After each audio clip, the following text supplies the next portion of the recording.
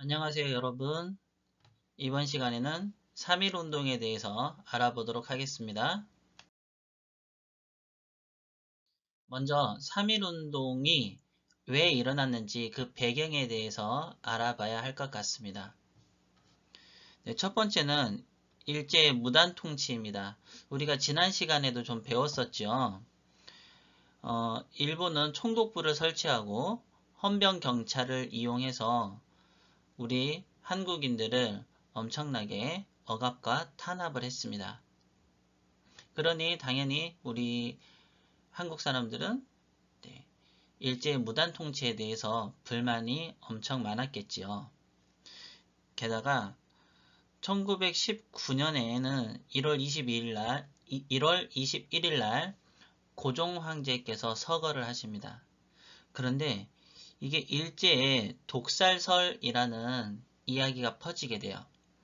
그렇게 돼서 국민들은 일제의 식민 지배에 대한 불만과 분노가 아주 극에 달하게 되죠. 자, 이보다 1년 전에 어떤 일이 있었냐면요. 1차 세계대전이 1918년에 끝나게 되는데 연합국 지도자들이 파리에 모여서 회의를 하는데요. 이때 미국의 윌슨 대통령이 민족 자결주의라는 것을 이야기합니다. 자, 내용은 무엇이냐면 민족의 운명은 스스로 결정할 권리가 있으며 다른 민족이 간섭할 수 없다 라는 내용입니다. 자, 이 내용이 발표가 되자 식민지 지배를 받고 있던 약소국들은 독립에 대한 희망이 생겼고요. 그리고 실제로 1차 세계대전에서 진 국가들이 가지고 있던 식민지 국가들이 독립을 하게 됩니다. 자, 이러니까 우리도 여기에 대해서 굉장히 좋은 신호로 받아들이고 독립에 대한 희망이 부풀었겠죠.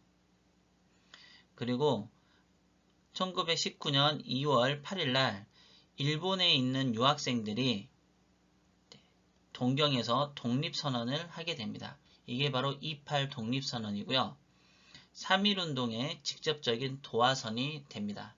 그래서 3.1운동이 일어난 배경은 일본의 무단 통치로 인한 억압과 탄압, 그리고 고종의 서거, 그리고 미국의 윌슨 대통령이 이야기한 민족 자결주의, 그리고 일본에서 유학생들이 벌린 28 독립선언, 이 네 가지가 3.1운동의 배경이 됩니다.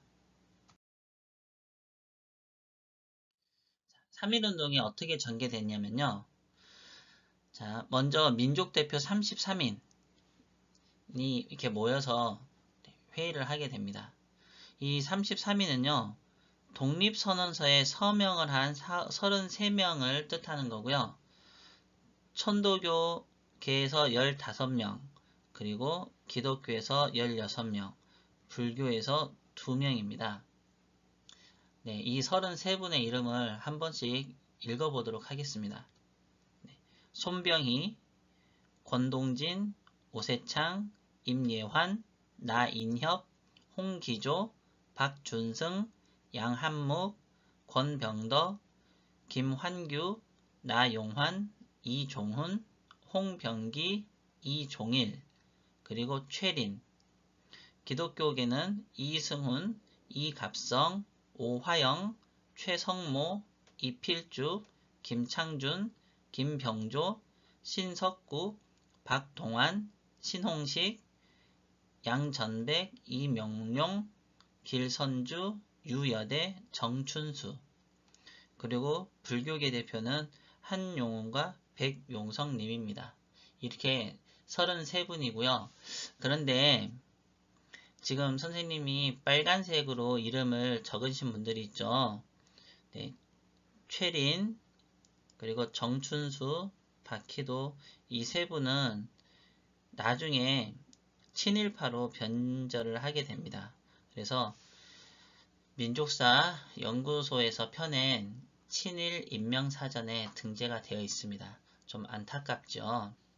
그리고 이렇게 노란색으로 지금 표시한 네 분이 있어요. 네, 노란색으로 이렇게 표시한 네 분. 김병조, 길선주, 유여대, 정춘수. 요 네 분은 독립선언서에는 서명을 하셨는데요. 네, 실제로 3월 1일 날 독립선언을 할 때는 그 장소에 오시지 않았다고 합니다. 그래서 발표를 할 때는 29분이 모여서 했다고 합니다. 3.1운동 준비. 방금 이야기했었죠. 천도교계, 기독교계, 불교계 이런 종교 지도자들하고요. 학생들이 연계해서 대규모 시위를 계획합니다. 여러분들 천도교는요. 우리가 예전에 배웠었어요. 동학 배웠었죠. 네, 동학이 천도교로 이름을 바꾼 겁니다. 그리고 파리 강화회의에 김규식 선생님을 파견하고요. 미국과 일본에 우리 대한민국의 독립을 청원하기도 합니다. 그리고 평화적인 만세 시위를 계획을 하게 돼요. 그리고 독립선언문을 작성합니다. 최남선이 작성했는데요. 이분도 역시 친일 인명사전에 등재가 되어 있어요. 네. 대표적인 문인이었고요. 네, 시를 잘 쓰셨습니다. 네, 3대 천재 중에 한 분이셨다고 해요. 그런데 나중에 이렇게 친일 활동을 하셔가지고 역시 좀 안타깝습니다. 우리 독립선언서를 작성하시는 굉장한 일을 하셨는데 친일 활동을 하셨다는 게 좀 많이 아쉬워요. 자, 이 독립선언문 작성이 끝나고요. 2월 27일 날 보성사에서 일제의 눈을 피해서 몰래 인쇄를 완료합니다. 그리고 3.1운동 3월 1일 이전에 전국의 주요 도시로 운반을 하게 되고요. 자, 이 민족대표 33분은 2월 28일 날 손병희 선생님 집에 모여서 마지막 최종 모임을 하게 되고요. 여기에서 독립선언식 장소를 탑골공원에서 태화관으로 변경을 하게 됩니다. 자, 이 탑골공원에는 이제 학생과 시민들이 모여 있었어요. 자, 각 종교계 대표들에게 독립선언서는 2월 28일 날 배포를 했고요. 학생들도 모임을 합니다. 3월 1일 날 어떻게 할 건지 점검을 하는 거였죠. 승동교회라는 곳에 모여서 모임을 합니다. 자, 여러분 이거 보면은 3.1운동을 굉장히 계획적으로 치밀하게 계획했다는 것을 알 수 있습니다. 우발적으로 한 게 절대 아닙니다. 그럼 독립선언서에는 어떤 내용이 들어있었을까요? 지금 여러분들께 보면은 여기 보면 선언서라고 지금 한자로 쓰여 있고요. 지금 빨간색으로 표시된 게 선생님이 여기다가 지금 다시 써놨습니다. 5등은 자에 조선의 독립국임과 조선인의 자주민임을 선언하노라. 자, 이거를 지금 우리가 쓰는 말로 바꾸면 이렇게 되는 거예요. 우리는 이게 5등은 우리예요. 우리는 이에 조선이 독립한 나라라는 점과 조선인이 자주적인 사람이라는 것을 선언한다. 독립선언서니까 독립에 대한 내용이 먼저 나와야겠죠. 자, 3.1운동 때 종교계 인사들이 작성한 독립선언서에는 우리나라가 일제 간섭과 지배에서 벗어나 독립한 자주적인 나라임을 국외에 알리는 내용이 담겨 있습니다. 여러분들 유튜브 같은 거에서 독립선언서를 이렇게 낭독하는 영상을 찾아서 보면 굉장히 좋을 것 같습니다. 3.1운동의 전개 과정입니다. 자, 3.1운동 이제 시작했어요. 자, 독립선언은 민족대표 33분 중에 아까 얘기했던 4분을 빼고 29분이 태화관에 모여서 낭독을 하게 됩니다. 그리고 경찰서로 전화를 걸어 가지고요. 우리를 잡아가라고 합니다. 그래서 자진해서 체포가 되시고요. 같은 시간에 학생들과 시민들은 탑골공원에 모여가지고 독립선언서를 발표하고 시위를 합니다. 자, 이 서울에서 만세 시위가 전개되고요. 평양 등 주요 도시에서 독립선언식이 거행되면서 전국적으로 만세 시위가 일어나게 됩니다. 지금 아래 이 그림은 독립기념관 홈페이지에서 받아온 거예요. 3.1 만세도라고 되어 있습니다. 자, 태극기를 들고 있고요. 그 다음에 군복을 입은 일본 군들이 평화적으로 만세 시위를 하고 있는 우리 국민들을 때리고 잡아가고 그 다음에 총 들고 있는 것도 보이죠. 이렇게 무기를 들고 무자비하게 잔인한 방법으로 지금 진압하고 있는 모습이 보입니다. 여러분들 여기가 탑골공원이에요. 이게 탑골공원이고요. 그 다음에 여기 지금 흐려서 잘 안 보일 텐데 여기가 제암리입니다. 제암리는 요 뒤에서 다시 언급을 하겠습니다. 그리고 여기 있는 보이는 게 이게요. 임시정부예요. 그래서 3.1운동에 대한 주요 내용이 이 그림에 나와 있습니다. 3.1운동의 확산입니다. 3월 1일 날 서울, 평양, 진남포, 안주, 의주, 선천, 원산 등 10개 주요 도시에서부터 만세운동이 시작됐습니다. 이게 3월 1일 하루만 된 게 아니고요. 4월 말까지 전국의 218개 군에서 약 200여만 명의 우리 민중이 만세 시위에 동참을 했고요. 그 횟수는 1542회가 이른다고 합니다. 자, 지역민들이 그럼 어떤 날에 했었냐? 지역민들이 가장 많이 모이는 장날. 이때는 지금처럼 전화도 많지 않고 또 휴대폰도 없고 인터넷도 전혀 없는 시대죠. 그럼 사람들이 서로 정보를 교환하는 것은 장터였어요. 이 마을 저 마을에서 사람들이 모이잖아요. 또 장사하시는 장사꾼들은 이 마을 왔다가 저 마을 갔다가 하잖아요. 그래서 이렇게 장터에 모이면 정보가 교류가 됐었죠. 그래서 장날 이렇게 만세 시위를 많이 계획해서 했고요. 학생들은 등교 거부를, 그 다음에 상인들은 폐점, 가게 문을 닫고 철시, 장사를 철수한다는 거예요. 하고, 그다음에 노동자들은 동맹파업과 같은 자기가 하고 있는 일에서 다양한 형태로 만세운동에 동참을 했습니다. 지금 여기 보이는 태극기들은 전부 다 독립기념관 홈페이지에 있는 거에서 가져온 거고요. 3.1운동 당시에 사용했던 태극기들이라고 합니다. 마지막 네 번째 그림은 우리 교과서에 나와 있는 건데요. 만세 시위를 하기 위해서 덕수궁에 민중들이 모여있는 모습입니다.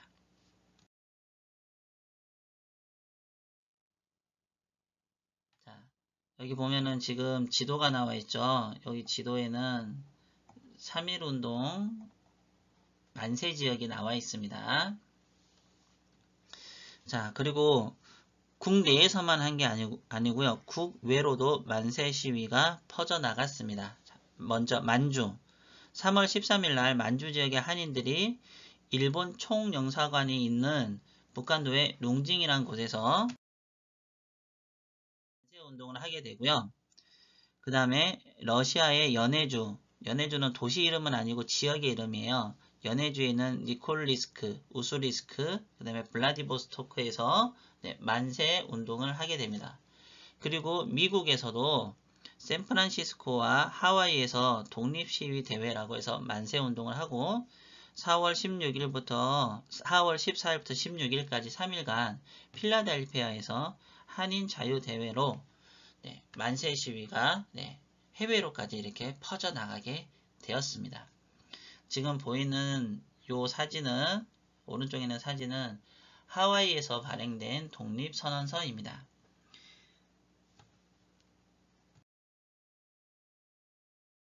그러면 일본은 가만히 있었을까요? 그렇지 않습니다.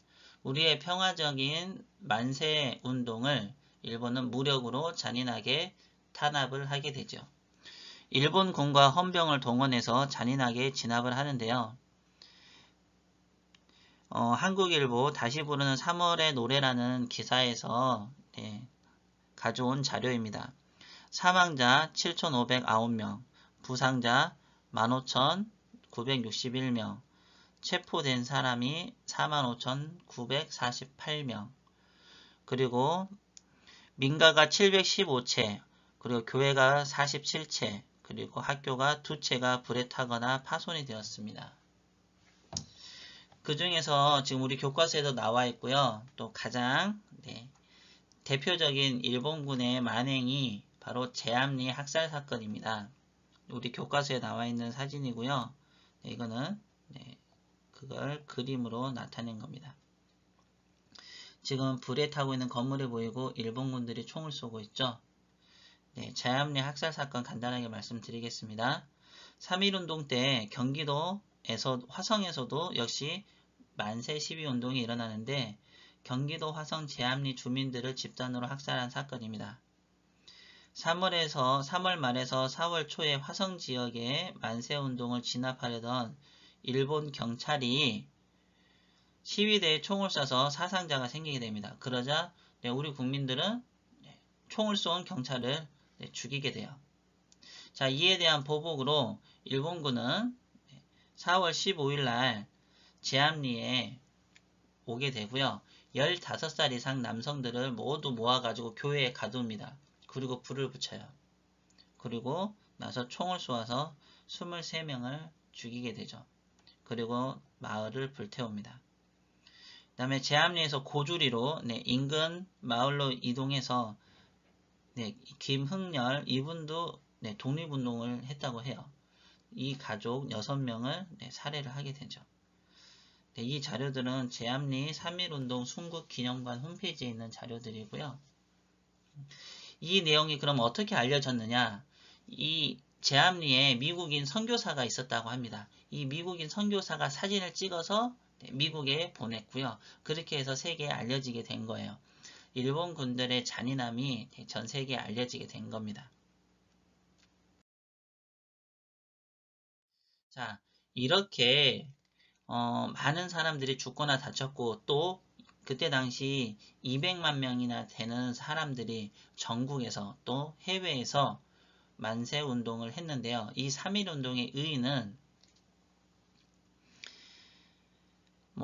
대한민국의 국권회복과 민족자주라는 측면에서 이거를 요구했었죠. 근데 이게 달성은 안 됐어요. 하지만 매우 중요한 게 있죠.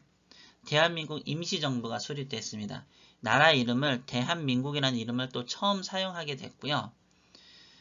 임시정부는 중국의 상하이에 만들어졌으며 1919년 9월 11일 날 만들어졌습니다.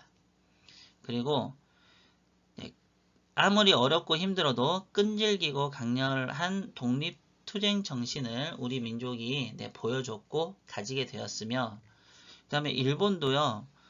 우리 이제 한국에 대한 통치 수단을 바꾸게 됩니다. 헌병 경찰을 이용해서 여러분들 무단 통치를 했었죠. 힘으로 우리 국민들을 우리 민족을 누르려고만 했어요. 한데 이걸로는 도저히 안 되겠구나라는 걸 깨닫게 된 거죠. 그래서 이제 문화 통치라는 걸 하는데요. 문화 여러분들 좋은 것 같죠? 좋은 게 아닙니다. 우리 민족을 이제 이간질 시키고요. 또 자기들한테 잘하는 사람들한테는 이렇게 혜택 같은 걸 줘서 그 많은 사람들을 특히 지식인들, 지도층들을 일본 편으로 많이 끌어들이려고 한 거예요. 쉽게 얘기하면. 그래서 이런 식으로 이제 일본이 통치 수단도 바꾸게 되는 계기가 된 게 바로 3.1운동이었습니다. 자, 그러면 3.1운동 하면 우리가 제일 많이 떠오르는 인물이 바로 유관순 열사죠. 자, 유관순 열사께서 만세 시위를 한 까닭은 무엇일까요? 라고 했는데 이걸 보기 전에 지금 우리 교과서에 나와 있는 사진이에요. 이 사진이 지금 어디서 온 거냐면 오른쪽에 있는 이 사진에서 온 겁니다. 여러분들 번호가 써 있죠. 그리고 여기는 류관순이라고 이름이 써 있습니다. 자, 이건 어디서 찍은 사진이냐면 서대문 형무소에서 찍은 사진입니다. 만세운동을 하시다가 이제 잡혀서 서대문 형무소로 가셨죠. 지금 이게 서대문 형무소는 지금은 역사관으로 바뀌었습니다. 그래서 여러분들 한번 가보면 좋을 것 같고요. 3월 1일 근처는 피해서 가야 돼요. 그때는 사람들 엄청 많아요. 아셨죠? 지금 이 사진이 포토샵 처리해서 지금 이렇게 온 겁니다. 자, 그러면 유관순 열사가 어떻게 만세운동을 하셨는지 좀 알아보도록 할게요. 유관순은 이화학당을 다니던 16살의 학생이었습니다. 여러분들 지금 5학년이니까 12살이죠. 4살만은 4살밖에 차이 안 나는 누나입니다. 지금은 굉장히 어리다고 볼 수 있죠. 하지만 이 어린 나이에도 만세 시위로 이화학 등이 휴교를 하게 됐고요. 고향으로 내려가게 됐어요. 그래서 3월 13일 날 고향으로 내려가는데, 고향으로 내려가실 때 그냥 내려가신 게 아니에요. 이 어린 나이에도 만세운동에 참여해야겠다는 생각을 하셨고요. 그래서 독립선언서를 가지고 내려갑니다. 그래서 천안으로 내려가서 만세 시위를 계획을 하게 돼요. 13일 날 내려가죠. 14일 날, 그 바로 다음 날부터 인근 마을을 다니면서 독립운동, 만세운동을 하자고 계획을 하게 됩니다. 그리고 드디어 4월 1일 날 만세운동을 하게 되는데요. 이때 일본 군들이 역시 총칼로 탄압을 하게 되죠. 이때 유관순 열사의 아버지와 어머니께서 목숨을 잃으시고요. 유관순 열사는 주모자로 체포가 돼서 이 서대문 형무소, 서울에 있습니다. 서대문 형무소로 가게 되는 거죠. 그리고요, 여기에서도 여러분 굉장히 일본한테 순응을 한 게 아니고요. 여기서도 굉장히 독립에 대한 의지를 많이 표현하셨다고 합니다. 여기 보면은 감옥에 갇혀서도 독립만세를 외쳤다라고 했는데요. 실제로 1920년 3월 1일, 그러니까는 3.1운동이 일어난 것을 1주년을 기념해서 이 서대문 형무소 안에서 또 만세운동을 주도를 하신 거예요. 그러니 일본 입장에서는 눈에 가시였겠죠. 그래서 엄청나게 고문과 핍박을 받게 되죠. 그리고 1920년 가을에 18세의 어린 나이로 감옥에서 순국을 하시게 됩니다. 여러분들 지금까지 3.1운동의 배경, 그 다음에 전개 과정, 그리고 그리고 유관순 열사에 대해서 알아보았습니다. 다음 시간에는 나라를 되찾으려는 대한민국의 임시정부의 노력, 대한민국 임시정부는 3.1운동의 결과로 만들어졌지요. 대한민국 임시정부가 어떤 노력을 했는지 알아보도록 하겠습니다. 여러분들 수고 많이 했습니다.